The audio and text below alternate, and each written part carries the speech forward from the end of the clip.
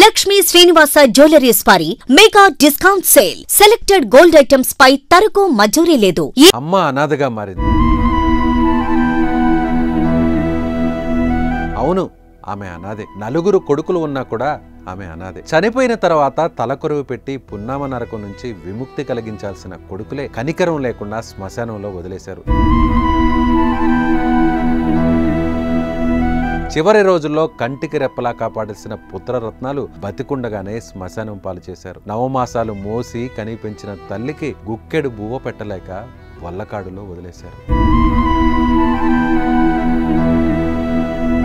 అడ్డాల నాడు బిడ్డలు కానీ గడ్డాల నాడు కాదు అని నానుడి నిజమవుతోంది. నవమాసాలు మోసి కనిపించిన కన్నతల్లిపై కనికరం చూపలేదు. వృద్ధాప్యంలో తల్లిని కంటికి రెప్పలా చూడాల్సిన కొడుకులకు కన్నపేగు భారమవుతోంది. చిన్నప్పటి నుంచి ప్రేమగా పెంచి విద్యాబుద్ధులు నేర్పించిన తల్లిని కాలు విరగొట్టి శ్మశానంలో వదిలేశాడు కసాయి కొడుకు. అనుబంధాలను సమాధి చేసి గుండెల్ని పిండేసే అమానవీయ ఘటన జగిత్యాల జిల్లాలో వెలుగు చూసింది.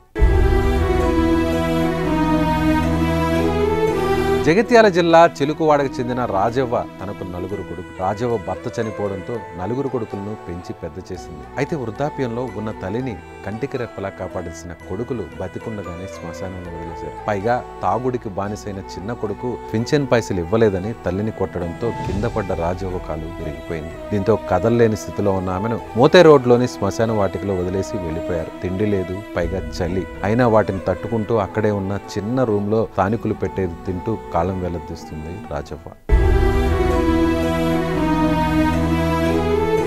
ఇక రోజులు గడుస్తున్న కొద్దీ పెరుగుతున్న వయసు, తగిలిన గాయం, చలి తీవ్రతతో రాజవ్వ మరింత నిరసించిపోయింది. 8 రోజులుగా చలిలో కాలిగాయాలతో ములుగుతూ కదిలే పరిస్థితి లేకపోవడంతో అక్కడే మలమూత్ర విసర్జన చేస్తుంది. అయితే అక్కడ నుంచి తీవ్ర దుర్వాసన రావడంతో గమనించిన స్థానికులు వయోవృద్ధుల సంక్షేమ జిల్లాధికారికి సమాచారం ఇచ్చారు. సమాచారంతో అక్కడికి చేరుకున్న సిబ్బంది రాజవ్వను సఖీ కేంద్రానికి తరలించారు.